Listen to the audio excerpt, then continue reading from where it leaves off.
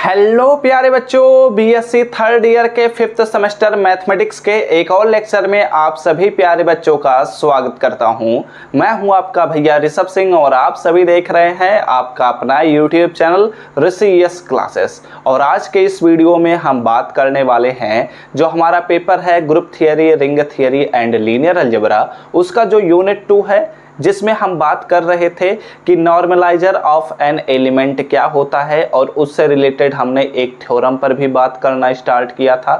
तो उसी को ही अब हम आगे बढ़ाते हुए इस लेक्चर में हम उसके प्रूफ को करने वाले हैं। तो चलिए अपने इस लेक्चर की शुरुआत करते हैं। अगर आप लोग पिछले लेक्चर्स को नहीं देखे हैं तो पूरे प्लेलिस्ट का लिंक आप सभी को डिस्क्रिप्शन में मिल जाएगा। प्लीज़ एट लीस्ट पिछला लेक्चर देख लीजिएगा, क्योंकि हम पिछले लेक्चर के ही बचे हुए पोर्शन को इस लेक्चर में हम कंटिन्यू करने वाले हैं। और इस चैनल पर पहली बार आए होंगे तो जरूर नीचे दिए रेड बटन पर क्लिक करके सब्सक्राइब कर लीजिए, साथ ही बेल आइकन को ऑल पर सेलेक्ट कर लीजिएगा, जिससे हमारे अगले लेक्चर्स का नोटिफिकेशन आपके पास सबसे पहले पहुंचे। अब चलिए अपने इस लेक्चर की हम शुरुआत करते हैं। तो यहां तक कि जब चीजों को समझ चुके हैं तो अब चलिए अगले स्टेप पर हम बात करते हैं। ठीक है, अभी हमने क्या किया था, हमने अभी यह किया था कि हमारे पास एक फंक्शन था, ठीक है, जो कि x इनवर्स ए एक्स को कहाँ पर मैप कर रहा था, यन ए ऑफ x पर मैप कर रहा था। ठीक है, तो यहीं से ही अब चीज़ों की शुरुआत होने वाली है, तो ध्यान दीजिएगा। और मैंने बताया कि यह जो हमारे पास फंक्शन है यह वेल डिफाइंड है। तो सिंस यहाँ पर मैं लिख सकता हूँ कि अगर हम दो एलिमेंट को लेते हैं जो कि किसके एलिमेंट होने वाले हैं, सपोज करते हैं कि हमारे पास x इनवर्स ए एक्स है एक एलिमेंट और दूसरा element y inverse A Y है। यह किसके एलिमेंट होंगे, यह हमारे पास c ऑफ a के एलिमेंट होंगे। ठीक है, तो देन इस सिचुएशन में अगर ध्यान दीजिएगा, समझने का प्रयास करिएगा, अगर x inverse A X is equal to y inverse A Y हुआ, ठीक है, तो इस सिचुएशन में क्या होना चाहिए, तब इस सिचुएशन में N A into X is equal to N A into Y भी होना चाहिए। तो प्रूव करते हैं, बात करते हैं। देखो यहाँ पर हम क्या कर सकते हैं प्रूफ करने के लिए, x इनवर्स को इधर लेकर आ जाते हैं, y को इधर लेकर आ जाते हैं। तो यहाँ पर क्या मिलेगा, दिस इम्प्लाइज दैट यहाँ पर मिलेगा a into X Y inverse हो जाएगा इज इक्वल टू, यहाँ पर हमारे पास क्या मिलेगा, x इधर आएगा तो x y इनवर्स a हो जाएगा। ठीक है, x y इनवर्स a हो जाएगा। अब यहाँ पर ध्यान दीजिएगा, हमने ऑलरेडी पढ़ा है कि एन ऑफ ए में वो एलिमेंट्स आते हैं वो x एलिमेंट्स आते हैं जिनके लिए a x is equal to क्या होता है, x a होता है। ठीक है, यही तो होता है।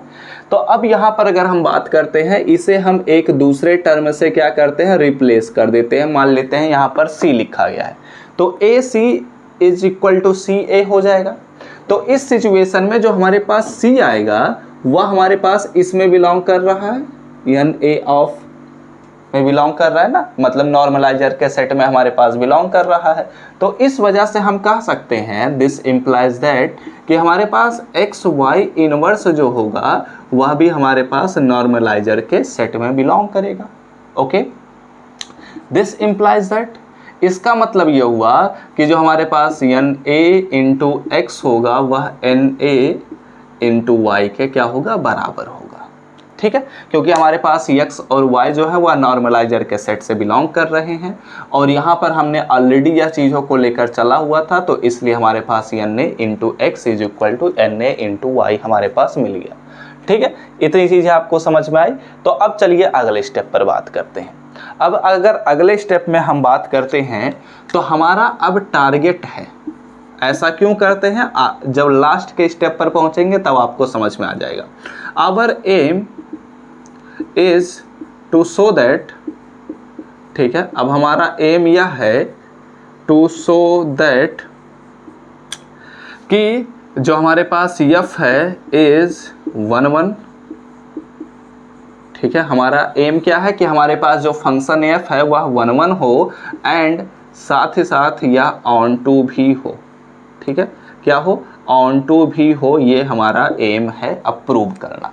तो अगर हम ऐसा प्रूव करना चाहते हैं, ठीक है, तो फॉर 1 1, अगर हम 1 1 के लिए बात करते हैं, ठीक है, तो लेट सपोज कर ले रहे हैं कि x इनवर्स ax और y इनवर्स ay हमारे पास दो एलिमेंट हैं जो कि C ऑफ A से बिलोंग कर रहे हैं, ठीक है।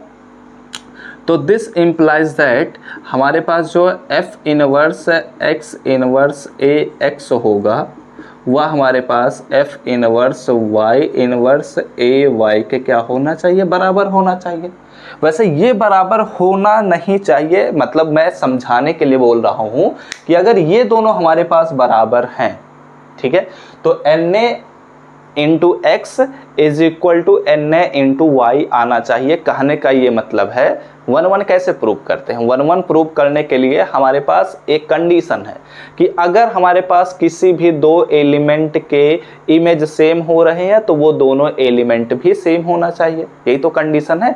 तो उसी कंडीशन को यहाँ पर बेसिकली हम प्रूव कर रहे हैं, ठीक है। तो हम इमेज को ले चुके हैं, अब इमेज को ले चुके हैं तो अब इसकी सहायता से हम दोनों एलिमेंट को बराबर करने वाले हैं।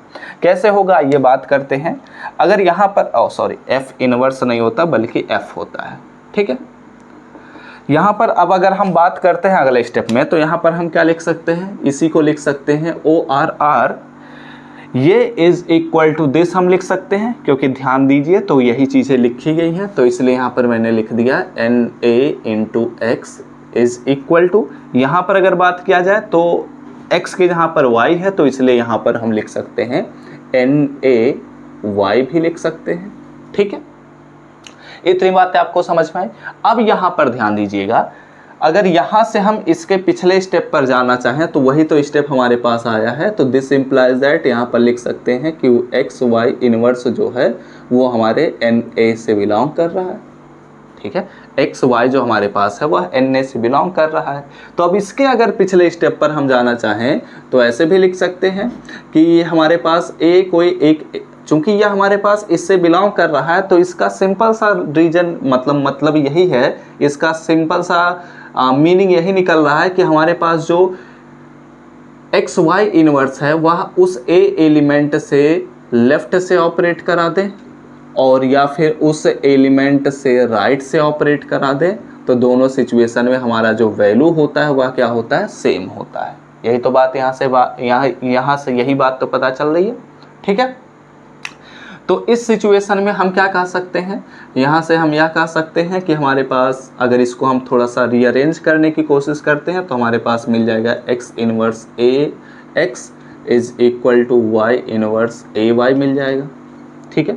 तो ये जो हमारे पास मिला हुआ है यही तो हमें प्रूव करना था कि अगर कोई भी दो एलिमेंट हैं उसके f इमेज क्या है, बराबर हैं, तो वो दोनों एलिमेंट भी बराबर हैं। तो इसलिए हम कह सकते हैं 10 क्या कह सकते हैं कि f इज 1 1, ठीक है। हमारे पास जो f है वह 1 1 है। अब हमारा एम क्या है, ऑन टू प्रूव करना। तो ऑन टू कैसे हम प्रूव करते हैं, तो सपोज करते हैं लेट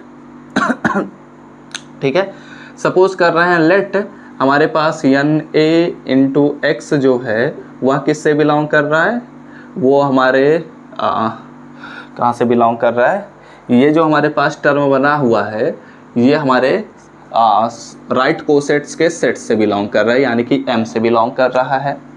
तो देन तब इस सिचुएशन में देयर एग्जिस्ट, ठीक है, तो वहाँ पर एग्जिस्ट करेगा एन एलिमेंट, ये मैं क्या लिख रहा हूँ, ये बेसिकली हम ऑन टू का डिफिनीशन लिख रहे हैं कि अगर हमारे पास कोई भी इमेज है तो उसका प्री इमेज अगर एग्जिस्ट करता है तब हम कहते हैं कि जो हमारे पास मैपिंग है वह ऑन टू मैपिंग है। तो वही बात यहाँ पर मैं प्रूव कर रहा हूँ, ठीक है, कि हमारे पास कोई भी एक इमेज है, अब इसका अगर हमारे पास प्री इमेज भी एग्जिस्ट कर जाए तो हमारा काम बन जाएगा। तो then there exist an element, तो वहाँ पर एक एलिमेंट ऐसा एग्जिस्ट कर जाएगा जो कि x इनवर्स AX के बराबर होगा, और यह किससे बिलोंग करेगा, यह हमारे पास C ऑफ A से बिलोंग करेगा, सच दैट कुछ इस प्रकार से कि f x inverse AX is equal to हमारे पास हो जाएगा NA x, जस्ट सिंपल। बहुत ही कुछ नहीं करना, बहुत ही आसान सा मैंने बस डिफिनेशन लिख दिया है। तो यहाँ से क्या बात पता चल रही है, देन या 10 भी लिखा जा सकता है कि F इज ऑन टू। ठीक है, अब आपके मन में सवाल उठा होगा कि सर जी 1 और ऑन टू तो प्रूव कर दिए, लेकिन इसे बेसिकली हम क्यों प्रूव कर रहे हैं इसके बारे में तो आपने बताया ही नहीं। ठीक है, तो अभी अगले स्टेप में जैसे ही मैं लैग्रांजेस फार्मूला पर लेकर आऊंगा वहां पर आपको सब कुछ कॉन्सेप्ट क्लियर हो जाएगा। ठीक है, तो आप लोग क्या करिए, पहले इतनी चीजों का स्क्रीनशॉट लीजिए, उसके बाद हम अगले।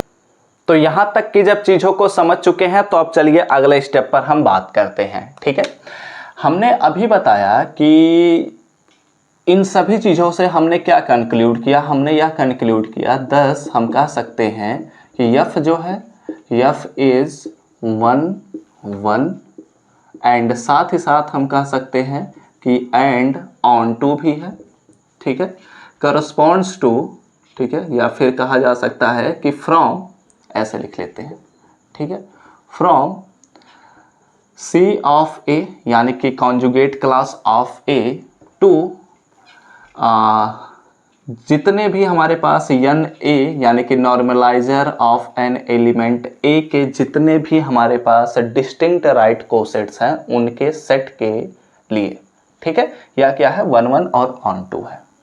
एंड साथ ही साथ मैंने आप सभी को पिछले लेक्चर में यह बताया था कि आप लोग प्लीज यह एक करेक्शन कर लीजिएगा कि हमारे पास जो सेट है, ठीक है, वह क्या है, यानी कि जो हमारे पास ग्रुप जो है इज ए फाइनाइट ग्रुप, क्योंकि यह इनफाइनाइट ग्रुप के लिए बात नहीं किया जा सकता, यह एक फाइनाइट ग्रुप के लिए हम बात कर रहे हैं। ठीक है, तब इस सिचुएशन में इट फॉलो या फिर कहा जा सकता है देन, ऐसे लिख लेते हैं सिंपल सा देन, तब हम कह सकते हैं, क्या कह सकते हैं कि जो हमारे पास कॉन्जुगेट क्लास ऑफ ए है इसका जो ऑर्डर होता है वो हमारे उस यम के ऑर्डर के क्या होता है, बराबर होता है। ठीक है, इतनी बातें आपको समझ में आई। ये एक्चुअली एक थ्योरम खुद से ही है। ठीक है, अगर आप लोग 3rd सेमेस्टर में इसे पढ़े हैं तो अच्छी बात है, नहीं पढ़े हैं तो भी कोई परेशान होने की बात नहीं है, बस ये आप लोग ध्यान में रखिएगा। ठीक है, अब यहां पर मैंने क्या बोला कि ये जो हमारे पास टर्म लिखा गया है, ये टर्म लिखा गया है टोटल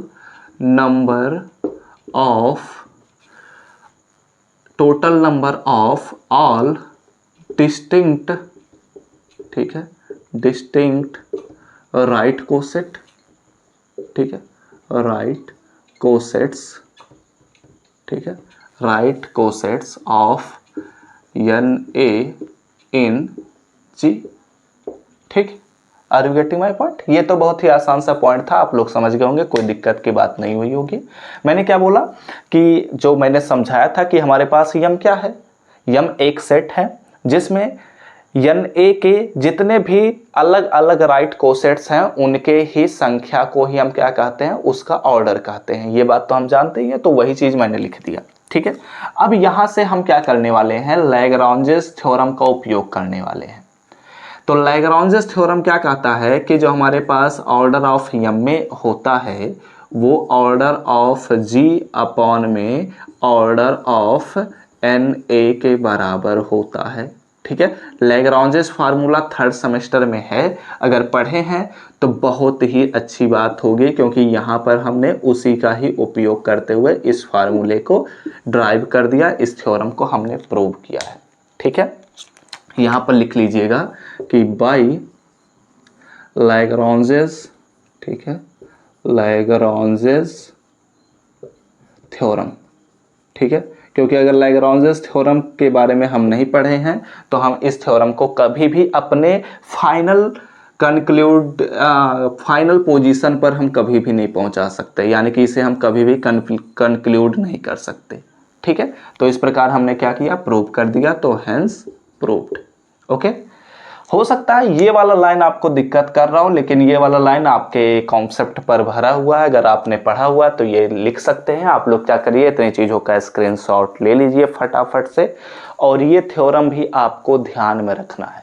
ठीक है, क्योंकि ये पॉइंट जो है, ये केवल लास्ट पॉइंट जो मैंने लिखा है, ये खुद ही एक बहुत ही इंपॉर्टेंट लाइन बन जाता है। ठीक है। और ये थ्योरम तो खुद में ही बहुत ज़्यादा इंपॉर्टेंट है, हो सकता है आप सभी के एग्जाम में यह थ्योरम पूछा भी जाए, ठीक है। तो इसी के साथ इस लेक्चर को अब हम समाप्त करेंगे। जो अगला लेक्चर आएगा उसमें हम क्लास इक्वेशंस पर बात करने वाले हैं और भी बहुत सारे थ्योरम्स पर हम बात करेंगे। यूनिट 2 जो है वो थोड़ा बड़ा है, तो इसमें हम काफ़ी सारी चीज़ों को समराइज करते हुए बताने की भी कोशिश करेंगे। उम्मीद करता हूँ आप सभी को लेक्चर समझ में आ रहा होगा और धीरे धीरे करते हुए पढ़ते चलिएगा, सभी चीज़ें आपको समझ में आएंगी। 5th सेमेस्टर में पहुँच चुके हैं तो डिफ़िकल्टीज़ का लेवल एकदम हार्ड हो चुका है, तो सब कुछ समझने में थोड़ा समय लगेगा। समय दीजिए, जितना इसके साथ आप अपने समय को व्यतीत करेंगे उतना ही ज़्यादा आपको बेनिफिट मिलने वाला है, ठीक है। तो वीडियो अच्छा लगा हो तो लाइक करिएगा, कमेंट करके बताइएगा कि आप सभी को लेक्चर समझ में आया है या नहीं। अगले लेक्चर्स का नोटिफिकेशन पाने होंगे तो जरूर नीचे दिए हुए रेड बटन पर क्लिक करके सब्सक्राइब कर लीजिए, साथ ही बेल आइकन को ऑल पर सेलेक्ट कर लीजिएगा। मैथमेटिक्स और केमिस्ट्री के लेक्चर्स आप सभी को रेगुलर बेसिस पर प्रोवाइड किए जा रहे हैं, तो उन सभी लेक्चर को ज्वाइन करिए, लिंक आप सभी को डिस्क्रिप्शन में मिल जाएगा। तो हम सब मिलते हैं अपने नेक्स्ट लेक्चर में, तब तक पढ़ते रहिए, संघर्ष करते रहिए और सफल होते रहिए।